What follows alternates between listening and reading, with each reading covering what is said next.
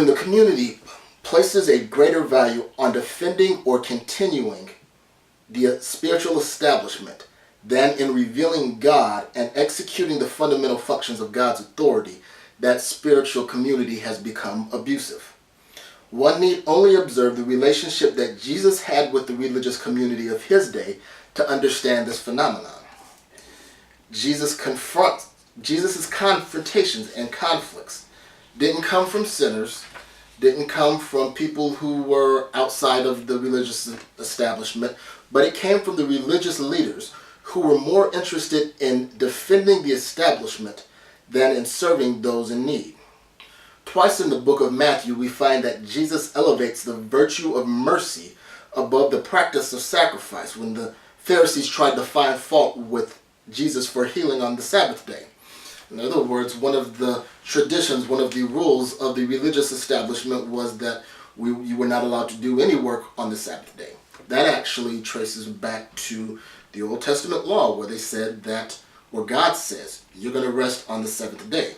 The Pharisees added to that and tried to clarify, we'll say. I'll give them the benefit of the doubt and say they tried to clarify what resting actually meant.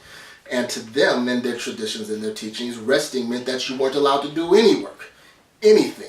You weren't allowed to help somebody. If somebody tripped and fell, you weren't allowed to help them up. It was that ridiculous, not legalistic. Jesus confronted that practice and law as part of his ministry, and twice he healed people. And the Pharisees tried to condemn him for doing so. And in both times he points to a principle that says, I would rather have mercy than sacrifice. So we're talking about looking at defending the establishment and the practices at the expense of actually being able to help people. That's one of the things that Jesus had a major problem with and received a lot of heat for. In future lessons, we'll be taking time to further discuss the religious leaders' antagonistic relationship with Christ as an illustration of the function of misappropriated or ill-conceived concepts of spirituality and spiritually abusive systems. For the time being, the dysfunctional relationship between Christ and the religious community stands as a testament to the dysfunctional relationship that spiritually abusive systems have with the truth. Christ pointed out the offenses of the religious establishment and served the people that the establishment found unworthy, for which he was crucified. Spiritual abuse comes in two flavors: spiritual neglect and legalistic attack. In the cases of spiritual neglect, the truth is dismissed when it challenges the status quo by calling on people to return to a covenant relationship with God, thereby indicating that they have strayed away or fallen short of the conditions of that covenant. Freedom is a function of discipleship, which is a relationship between an apprentice and a master.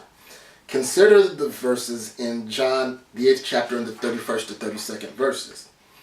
Then said Jesus to those Jews which believed on him, If ye continue in my word, then are ye my disciples indeed, and you shall know the truth, and the truth shall set you free. That's 32nd verse we've heard quite often. You shall know the truth will make you free. It's commonly quoted by believers and non-believers. Everybody has probably heard that at some point in time. However, taken in context, there is no truth that yields freedom unless there's first discipleship.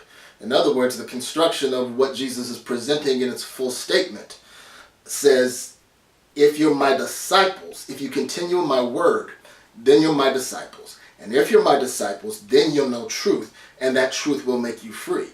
There are truths that can be found independent of discipleship, but truth that leads to liberty and freedom that God promises is found within the framework of being a disciple, which, like I said, is not a dynamic of an authoritarian and a subordinate, but a master and an apprentice. It's a type of relationship that's being conveyed there.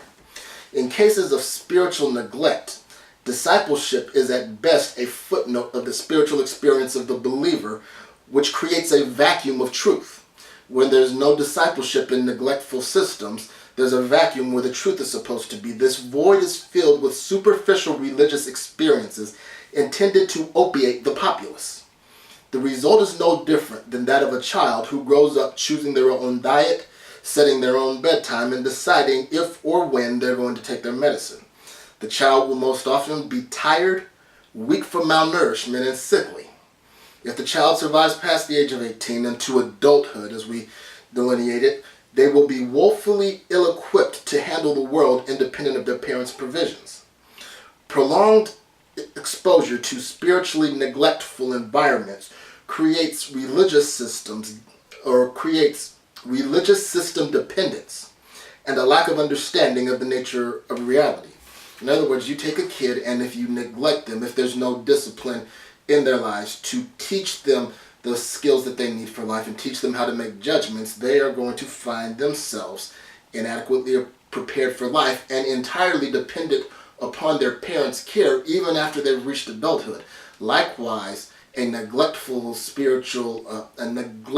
spiritually abusive system doesn't equip people to be able to be independent, but it makes them dependent on the system to get their fix or to get their spiritual high rather than being equipped to care for themselves.